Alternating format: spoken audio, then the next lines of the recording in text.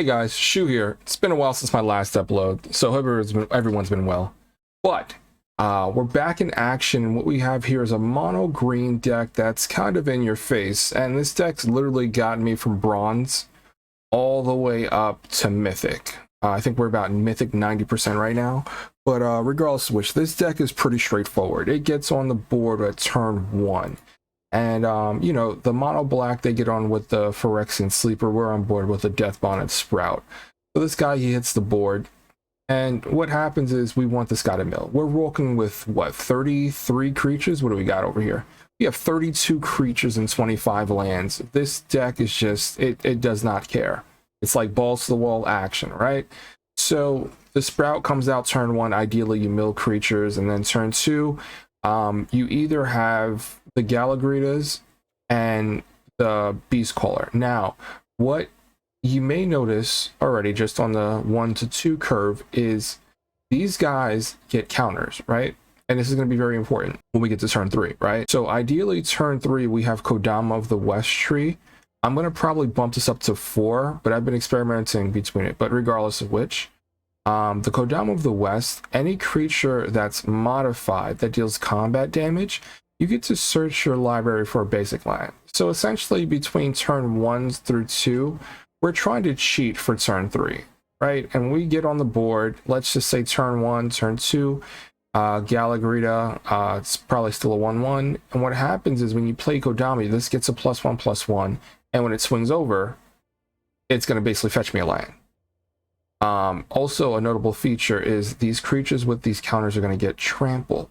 That's really important as well, right? Now, same thing with the Beastmaster. Anytime you cast a creature, she's pumping, right? We love that.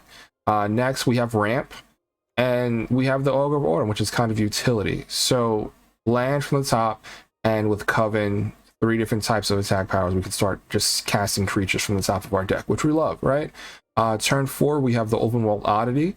Again, this is going to be a deck that's going to be ramping up pretty aggressively between turns 1 through 3. And then later on in the game, if you have 7 mana untapped with this guy, you see what happens on the other side. Trample, haste, other creatures get +1/+1, right? Now, here comes the fun part. This guy is kind of like the second scion of the deck after the Kodama of the West tree. This guy, anytime you cast a green permanent, all of your creatures get a +1/+1 counter, which also feeds into the synergy with Kodama of the West tree, right? And this guy has trample, and he also allows you to start paying for Phyrexian life, and we got 3 of them. Ideally, we might pump it up to 4, but again, we're still testing the deck. We'll make another video describing the deck techs as far as how it plays out and what we're going to modify later on. We'll probably do that next week. Next, we have the Workshop Warchief. I would kind of say he's Thraxas, but he's not, because he has to die to get the token. But, you know, entering the battlefield, giving you 3, and when he does die, assuming he doesn't get exiled, you get a 4/4, so he replaces itself. And you can also blitz him. Pretty good. So if you need to get in there and get on somebody's ass, the blitz will get you there. And then we have Harambe. I think I'm going to test this guy, because normally I'd probably go 4 Defilers of Vigor, but I feel like this guy's really necessary, especially with meat hooks. The Invite to Olivia's Wedding was that 3-drop white enchantment. This guy, he's really versatile. Ramp, destroy enchantment artifact, and gain 4 life. This is really pivotal, and you can also synergize pretty well with the Galagritas, right? And then at the top, the tippy top, we have 6. We have Storm the Festival. It literally puts every and anything in my deck on the board. So this is going to be really important where you're getting to those high pressure situations and you're already on the board, and there's, let's just say, for example, Sheoldred's on board. And, you know, crashing in, you know, you might survive a turn. This, it's kind of like sealing a deal. You know, I've actually stormed the festival and revealed 2 Defilers, and, you know, my opponent immediately scooped. So just that there is pretty good, you know, and it flashes back. So 6 to count, 6 for on the first, 10 on the next, pretty good. Then we have both Seiju and, you know, 23 Forest. We're in here. Sideboard, we're still messing around with this, but as far as Tamiyo safekeeping, just in case, Pithing Needle for Planeswalkers we can't deal with, it's usually either going to be Elspeth or Liliana. This guy, for the mono blues with the Delvers and the Flyers, we really can't deal with it, but this guy can, you know? This is for the mono black. Again, we don't like Sheoldred. We don't like that.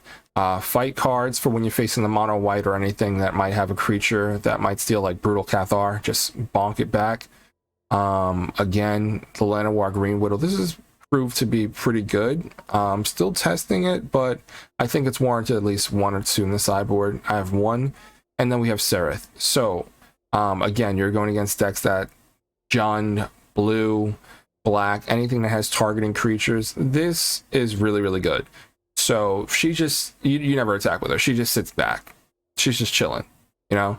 And she's letting everyone else do the work. Same thing with the Averbrook Caretaker. She pretty much almost never attacks, especially the Emperor might be somewhere floating around to pump a creature or to, like, you know, put something in front of it. It's a different case when she flips. But outside of that, that's the deck tech.